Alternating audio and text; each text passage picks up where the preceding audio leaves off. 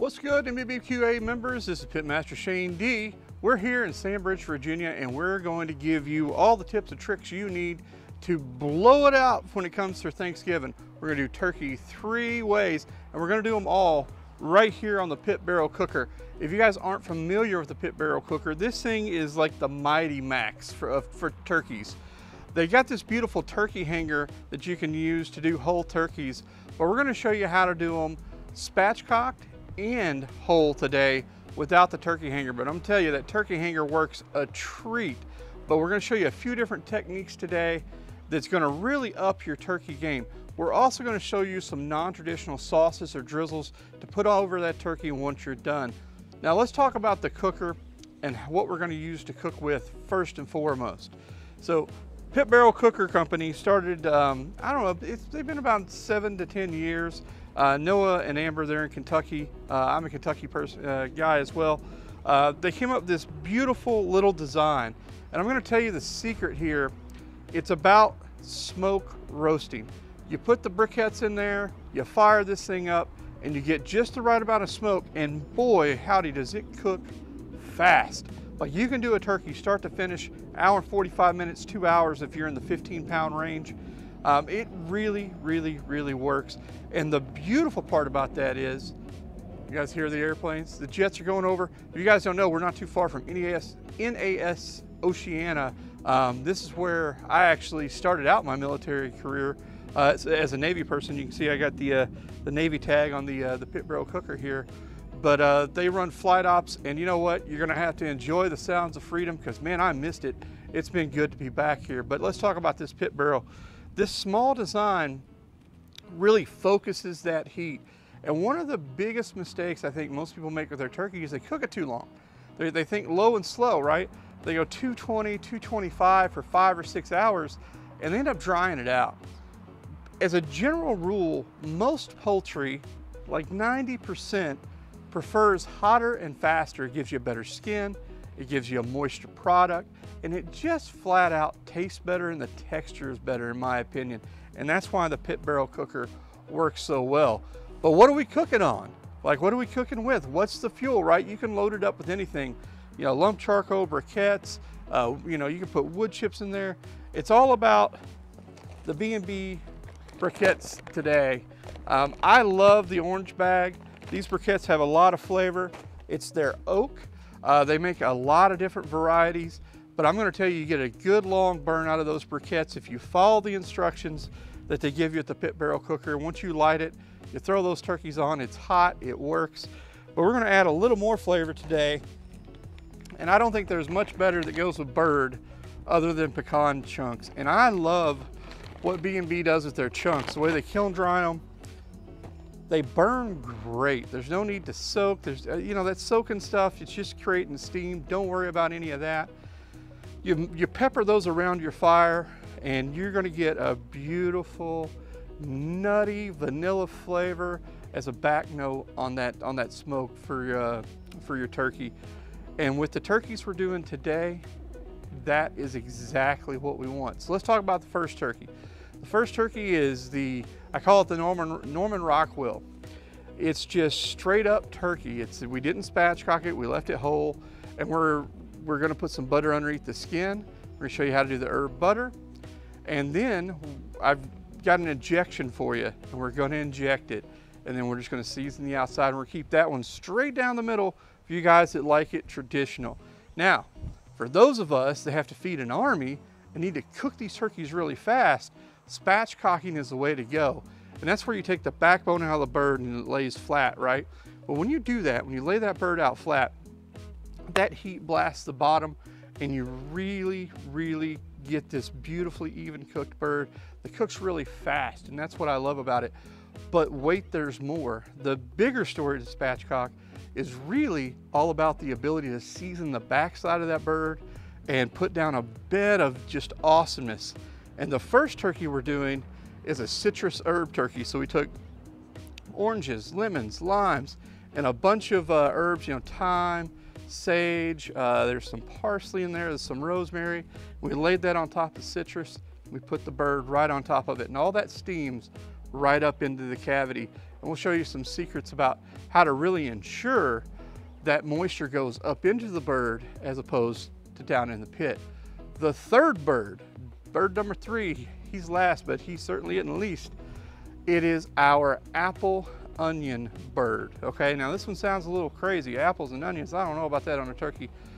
Believe me, there's something beautiful about the onions on that grill when you put down that bed, and then apples, you slice them just for a little bit of sweetness. It works a treat, you know, because most of those turkeys, they're bred to really honestly not have any flavor, except for some of the ones maybe that have been, you know, brined or, you know, have some sort of solution injected into them. Now, these turkeys we got today, they're all between 13 and 15 pounds. My rule of thumb is I like to go between 13 and 18. I don't like a bird more than 18. I would rather cook 2 birds as opposed to a 20-pound bird. That's just for me, because they cook more evenly. Those 20-pound birds, the thighs and the breast ratio is usually a little off. So one's getting way overdone and one's just barely getting done. But when you go to that 13 to 18 pound range, the scaling on the birds is usually a lot more uniform. So your breast meat and that beautiful succulent thigh meat is getting done right about the same time. So with that said, what's the big surprise? Well, here's the super duper duper non-traditional part. We've also made some sauces, and we talked about those just a second ago. Sauce number 1 is a brown ale onion sauce. It's think of a beautiful Irish red or a nutty brown ale, and then it finishes with a little bit of onion and some sweetness, and we just drizzle that across the bird just as a finisher. It's not a ton. You don't want to overdo it because these sauces are a little stout, but they're there to really give that, you know, that pop that you want. Our second sauce is a herbed vermouth sauce with a little bit of shallot, and it's all about bringing that umami really in with a nice subtle depth. Okay, now you can put either of these sauces with either of the birds, it doesn't matter, but once we get down to the end there, we'll drizzle it, we'll show you what it's all about. So we're glad you're hanging out with us. We're going to run through this super fast. Some of this stuff will be done with what I call that Hollywood magic. We'll speed it up a little bit because we got a lot to show you and not a lot of time, because we don't want to keep you here for an hour, but I do want to give you everything you need to absolutely crush it on Thanksgiving. Let's get started. To get started, we're going to need some herb butter. I like to take 2 sticks, let it sit out and soften just until it's malleable, and then I like to add about a tablespoon of herbs to each stick. Now this could be Italian herbs, this could be herbs de Provence, this could be a mixture of your own of rosemary, thyme, whatever you think tastes good here that you want under the skin of that bird. Once you get it all mixed up, you're going to pull out some parchment paper or some saran wrap, and you're going to use that paper to help you form this into kind of a symmetrical log, if you will. Once you get it all formed up, seal it on the ends, put it in the freezer for at least an hour, because you want to be able to cut this up later and put it under the skin of the bird.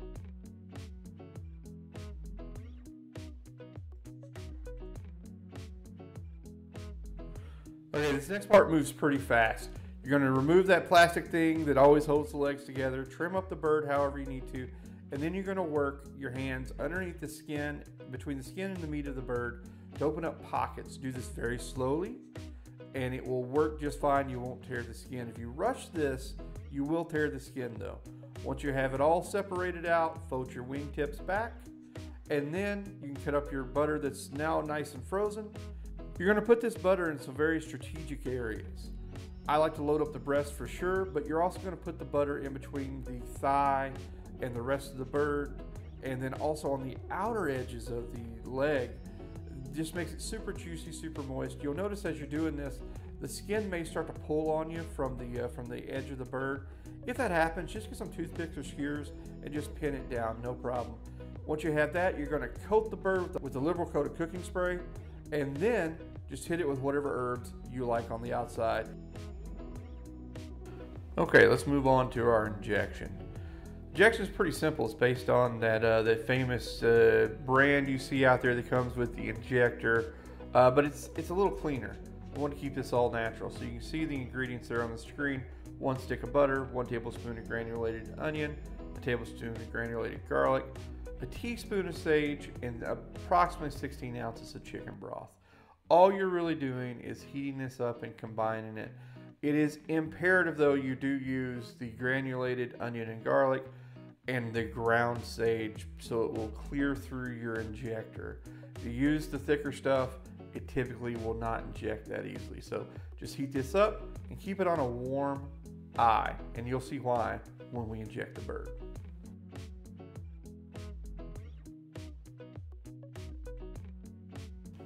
All right, as you can see, our Norman Rockwell turkey is getting that beautiful color. You can see where the lid is just barely touching it. This is a little taller turkey, and you can certainly understand why, you know, they make that hanger so you can hang it. But man, just the beautiful golden brown and delicious color. So we want to come in with our injection. Let's suck some of this in here and put it in a few good places. We make really enough injection for several birds, but we'll pump this dude full. And this is your insurance. You're just gonna come in and you're putting that extra added flavor and added love into the breast and the thighs. You gotta move kind of quick because the flames will get pretty tall on this as it gets there. You can see you'll have some blowouts, it's all good. But just fill her up nice. Make sure you get all that butter in there and all that herbs, and the onion and the garlic just adds a lot more to that turkey flavor.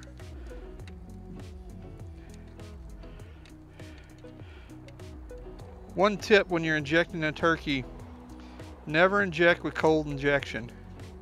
As you can see, all the butter that we stuck under the skin is gone. It's all dissipated.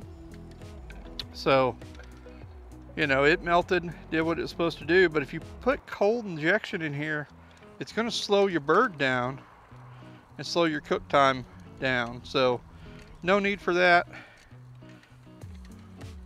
We'll give it a good little baste here.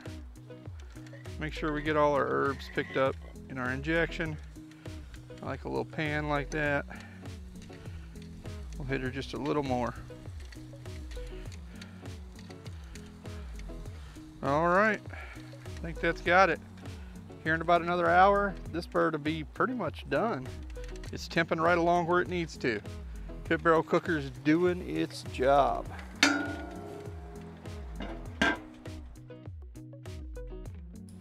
All right, let's get started on bird number 2. Now, the toughest part about spatchcock birds is what? Spatchcocking the bird. If you're not familiar with this process, it is actually pretty easy. So just take all the giblets and the neck and all that stuff out of the bird, flip it over. You're gonna work on the back. I like to score it as you're seeing here to give me some lines to work with. And the rib bones will they'll separate pretty easily. It's once you get down to the thigh bones that you really gotta work it, and you see that there. And this is where a bigger knife really comes in handy, or a nice set of poultry shears. But it's not that hard. It's gonna make some crazy sounds, I know, but you can do it. Once you have that, score the breast, the keel bone there, and just give it a good push. It'll pop right open, and you'll see it just flattens right out.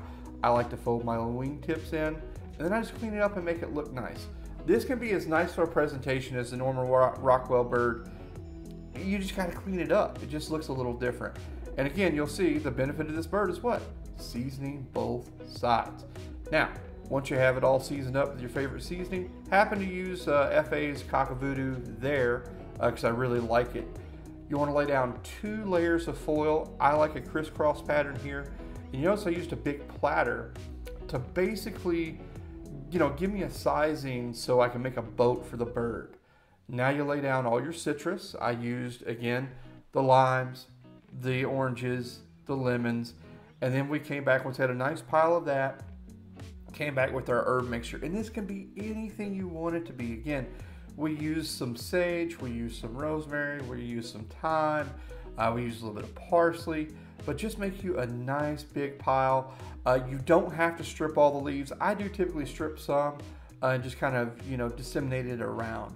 Once you have that, get it built up how you want it. And again, build a good pile of herbs because you want all that steam from the citrus to carry that herb taste up into the bird. Once you have that, get it ready. All right. And then you're going to lay down the bird right there, right dead center of it, and you're good to go. I like to come back and re-season the top of the bird just a touch. You don't have to overdo it here. You'll notice that the bird will get pretty dark and if you over season it. But then just hit it with some cooking spray, a little more herbs, and bang, you're ready to put it right on the pit. You can see it fits just right into the pit barrel cooker. That foil is protecting the bottom of the bird, and it's going to steam all that citrus and herbs right up into it. Let's jump to our apple onion turkey. This works exactly the same way as a citrus herb turkey. In fact, you can copy a lot of the same things. I took another platter, 2 sheets of foil, made a nice round area. You want to make it, small enough that the smoke and the heat can get up around the foil because you really want some color on the bird. But you don't want to make it too small that it won't catch everything for the bird. So just make some nice sides. So you can see me putting down the apple there, and then we follow it with the onions. Just make sure you break up the onions. I like to cut them pretty thin here. And oh, by the way, all these juices that they're collecting in this foil pack, you could totally build a gravy out of if you wanted. So don't be afraid to use that stuff. It really works. And again, you can put more than apples and onions here if you want. You can put some more herbs down, whatever you think is going to look good or taste good, and then bang, throw the turkey right on top. And again, it's just like the citrus herb turkey, coming back with a little bit of Flavor Anonymous cock-a-voodoo, because I like the blackening and the depth of flavor it really brings to the table. So I'm a big fan of that seasoning. It helps that we made it, of course, but we were testing this because I wanted to see how well that pit barrel cooker would work as a blackening device for that rub. And you can see we got it on the cooker here. And again, these cook fast. So be on the lookout for them. You're looking at 1:45 minutes to 2 hours for these birds. All right, while our cook's going, let's talk about some of the things I really like as far as accessories for the pit barrel cooker. Now, they were kind enough to send just about everything. They got their ultimate tool that helps you grab the hooks off the rebar. They've got this awesome little fire starter, and this size is really built exactly for the pit barrel cooker, and I'm a big fan of it. At first when I saw it, I'm like, what's the big deal? Just use a normal size.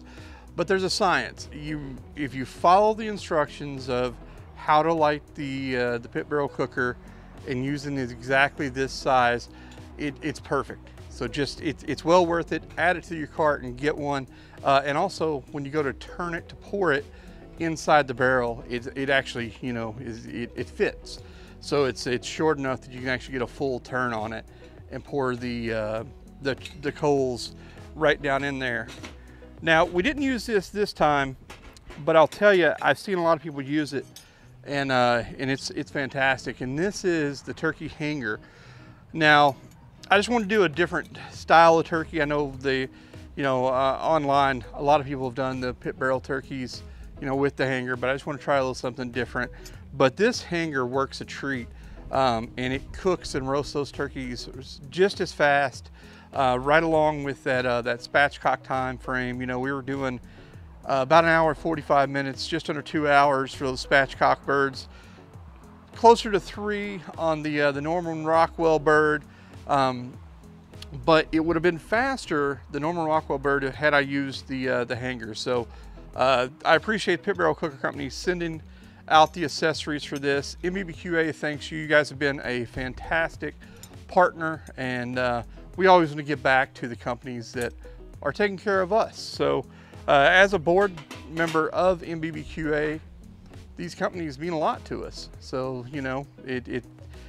there's not an NBBQA without the membership and without the companies. And if you're not a member, go to nbbqa.org and sign up. It's a great place for company-to-company interaction. It's a great place if you're starting out in barbecue and interested in growing into a business, or you want to start a sauce or a rub, they're going to put you in contact with the people that have done this for decades, and it will really shorten the amount of time it takes for you to get up and running. So it's well worth it. We got the conference coming up here in the spring. It's going to be in Louisville, Kentucky. Come out and see that. It's fantastic. Going to be at the Galt House. But before then, I definitely want to plug the Awards of Excellence. If you don't know about the Awards of Excellence, this is for all the barbecue products out there. We put them all in a big mixing pot, rub versus rub, sauce versus sauce, you know, digital media and websites versus each other. And we come out with a top 5 in each category. And this is where you can really identify how good your products are. You know, it's really cool. We've entered the last several years, and it's always great to get one of those big NBBQA medals, just as confirmation that you are one of the best and brightest as far as the brands, whether it be sauce or rub or photography or whatever. But the applications and the entry forms open right now. So go ahead and get those sent in, and we can't wait to see all the entries and get them judged and tell you who the winner is once the Awards of Excellence has been published. Let me talk about one other company real quick, B&B Charcoal. We couldn't do this without you. They're a great supporter of NBBQA. I am a fan of theirs. You know, I actually have one of their shirts here. I just like their stuff. It's available at Academy Sports and Ace Hardwares and around the US. And dollar for dollar is one of the best charcoals out there. Whether you like their lump or you like their briquettes, it's all good. I love the way they do their wood chunks. It's fantastic stuff. But if you haven't tried B&B Charcoal, go to their website, bbcharcoal.com, check it out, find out where you can get some, and give it a try. It has more flavor and just works better than most of the charcoals out there. And they do it for a very reasonable price point. So bbcharcoal.com, check them out. And these cooks and these turkeys wouldn't have been possible, wouldn't have been nearly as pretty without using that charcoal, and of course the wood chunks. All right, our first sauce. Don't get tripped up on the name. Listen, vermouth is just basically a fortified wine. You certainly use a white wine here and they'll work out great. You need 3 tablespoons of bacon grease to brown off your shallot. Just get just some color on it.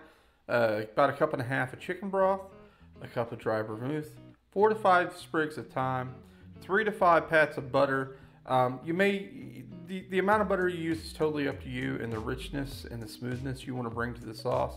But basically you just put everything in the pan, get it going, and then you're going to reduce that sauce to about half its volume. As soon as you like the thickness, basically pull it off the heat and go ahead and getting ready to add your butter. So the key to the butter is whipping it in, and that's really going to give your sauce that body and that depth. Once you have it where you want it, go ahead and pour it in a container and just set it to the side. You can reheat this sauce later, just throw it in there in the microwave for a minute right before you pour it over your turkey, and it will thicken even more as you go. Don't forget to taste it, and don't forget to season it at the end. I use a little voodoo here, but you can totally use salt and pepper and it will taste great. Okay, sauce 2 is really just a variation on sauce 1. It's a little more complicated, a few more ingredients, but not really. So you're going to start with some bacon grease. You're going to use 3/4 of a medium onion cut very thin, 1.5 cups of chicken broth, a cup of brown ale. You can use any of your favorite brown ales here. You can use a 1/4 cup of brown sugar to bring the edge off that ale. And you'll notice with the thyme, I didn't take it off the sprigs here. You can totally fish it back out at the end, but you could do it either way. It doesn't hurt here. You need a teaspoon of cider vinegar just to bring a touch of bright to the party, and then you're going to go through exactly the same process. But again, that brown sugar, you taste it along the way and see what it needs, and reduce this down again to about half. You'll have this beautiful, beautiful brown sauce at the end, and that's when you pull it off the heat. Hit it with the butter again to bring that smoothness and richness to the sauce and give it that coating power. You can reduce this even further if you want, but I don't recommend it. Just take it down to about half because it's a pretty potent sauce and you really just want just a drizzle. All right, let's take a look at these birds. You can see the Norman Rockwell bird's beautiful. I mean, you can't ask for a prettier bird than that. Our citrus herb bird, it's gorgeous as well. And you know, down to our onion and apple bird, also very gorgeous. Now remember, I used the Flavor Anonymous Cockavoodoo as the main seasoning on the outside of the spatchcock birds. That's why they're so much darker. Remember, that is a blackening seasoning. If you want a different direction here, the colors would not be as dark. You also have the option, once you like the color, just throw a tin of foil over the bird and that will keep it from getting as dark as well. But as you can see, I don't think these are too dark. In fact, once you slice them, man, that skin is where all the flavor is going to be. It's going to be amazing. Don't forget, on the Norman Rockwell bird, we put that herb butter under the skin. It was awesome. Now, a quick couple notes here. You could, I know you're going to be asking, you didn't mention anything about brining these birds, and you're right. You can totally dry brine these birds the night before and they'll be great. I'm not as much of a fan of the wet brine anymore because I feel like it really affects the skin texture unless you dry the bird off super well. So I prefer just to lightly salt the birds the night before if you're going to brine them. Especially if you spatchcock, you can lightly salt the underside and the top side. And then if you want, you can rinse all that off. You don't have to. But if you salt it just enough, you don't even have to rinse it off. And then come back with your herbs and you're good to go. So don't sweat the brining. With these birds, you almost don't have to. So they were plenty juicy, plenty moist, perfect. They tasted amazing, the 2 bites that I snuck. Now I will say we did give these birds to a family there in Virginia because it was too early for Thanksgiving. So you can also vacuum seal these. So now you can see we took a couple of the breasts here and I wanted you to see what the sauces look like going on. Now this is our vermouth herb sauce and you can see it's this beautiful light brown. It's got a little white wine kick to it, a beautiful oniony shallot note.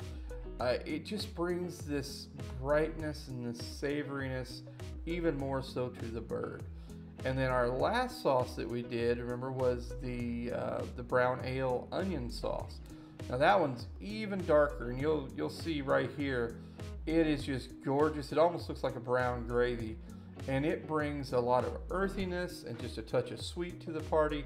And again, you don't need a ton of this on each slice because again, we reduce these quite a lot. So we thank you for checking this out. I hope sincerely that this presentation helps you with your turkey. NBBQA would like to thank all of our sponsors and everyone who took part in this presentation. It wouldn't be possible without you. And if you're not a member of NBBQA or you know someone that should be, have them go to nbbqa.org and join today. Thanks for everything. Love, peace, and pork grease. I'm Pitmaster Shane D. Peace out.